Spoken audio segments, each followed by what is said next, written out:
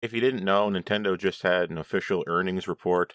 What that is they just reveal all the sales up till now, and they reveal their strategy going forward and what they're going to do to basically make the Switch 2 a success. And Nintendo says Switch 2 exclusives will be important to success. Okay? Isn't that obvious? When a kid reads that, it makes perfect sense. When a teenager reads it, it sounds stupid. And when an adult reads it, they know, yeah, that makes sense. Exclusives are important to sell your hardware. And then when people have the hardware, developers want to make games that run on that hardware. How did we forget this? I'll be honest. I thought exclusives were stupid 10 years ago. I thought by now they were going to be gone. But who's winning? Nintendo. It is obvious. You need exclusives. And it's not you need exclusives in the way you're thinking that I bought this console for this exclusive. That's not the thing. Okay? When you're in the store and you're going to buy a console, and let's say you didn't make up your mind yet, what you're thinking is not, I need to get this console because it plays this. You're saying, if I get this console, I know for a fact I'm going to be able to play these types of games or these games from this developer. Okay? And when you get another console, you're going to say, I know I can probably get these games to run on it. It's a guarantee to the customer that this piece of hardware is going to run these games that you don't even know are real yet. That's what the point of exclusives really are, and I figured that out like a few days ago. And it's a notion in my brain that I didn't have the ability to put words to for years now, to try to explain why it is that you need exclusives. And for years, I thought exclusives were stupid. I thought everything should just be on PC, and in the long run, that's probably going to be the case. Let's be honest. On the long run, everything's probably just going to run on everything, whatever. But remember, on the long run, not everything is good. On the long run, we probably lose physical media. But then again, everything will run on everything. Who knows? But for now, let's listen to Nintendo. I think Nintendo might be right about this. They're probably about to win another generation. They could win 2 in a row. I don't know if the Switch 2 is as much of a success as the Switch 1. And the Switch 1 it might outsell the PS2 a year from now. By the end of next fiscal year, it might break 155 million. I don't know. But look at it this way. When you bought the Switch, you knew you were going to be able to play whatever Pokemon game was coming. You knew you were going to be able to play whatever Animal Crossing thing was coming and stuff like that.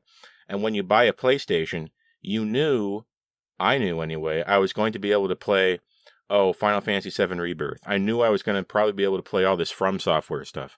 You didn't know for sure. You just knew that I was going to probably be able to at least run something from FromSoft. Okay? That's what an exclusive is. It's not the specific game. It's the trust you develop with the customer that you're going to be able to get these types of games, these certain games or games from this developer, and they will run. And not that badly anymore. Most things I played on PS5 have run well. The base PS5. Now, you got 3 options. There's Xbox, your Nintendo console, whatever that may be, and the PS5. Forget about the Xbox's terrible name for a minute, and let's just say I know what all these consoles are. Why would I buy an Xbox? Everything is coming to PS5 now. Everything is going multiplat. Xbox is gung-ho about it.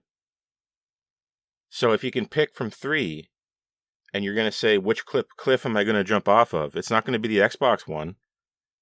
And this stuff is going to be expensive, so it's a little bit of a cliff. Okay? What am I guaranteed to be able to play if I have an Xbox? Not Starfield. Not Indiana Jones. Probably not the new Elder Scrolls game. And Halo's dead. Gears of War is dead. And not Forza. Forza's going to be on PS5. And what do you know? Xbox's best era, the 360, undoubtedly the high point of Xbox's career, had exclusives. Surprise. And not in the exclusives like, it's going to run Halo 3. No. When you bought the Xbox, because they had developed a certain amount of trust with the consumer, you knew you were going to be able to play whatever the new Halo game thing was going to be. You knew you were going to be able to play that new Gears of War game, the new Forza game, like I said. Okay? You got certain assurances. And now that the assurances are gone, what's the point in having an Xbox? Why would you do it? Like, why would I buy an X? Why wouldn't I get a Steam Deck at that point? It makes no sense. So yes, exclusives are important to the success of your hardware. Look, we announced Pokemon Legends ZA and Metroid Prime 4 Beyond as titles for the Nintendo Switch in 2025.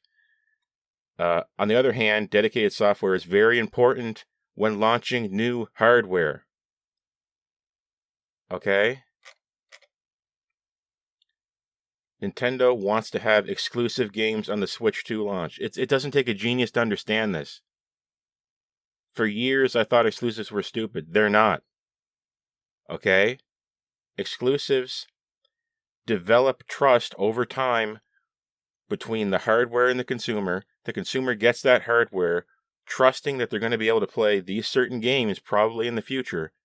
And when that hardware install base is high enough, developers are incentivized to have their game on that hardware. Okay? So either do it or have things on Steam. Don't be Xbox.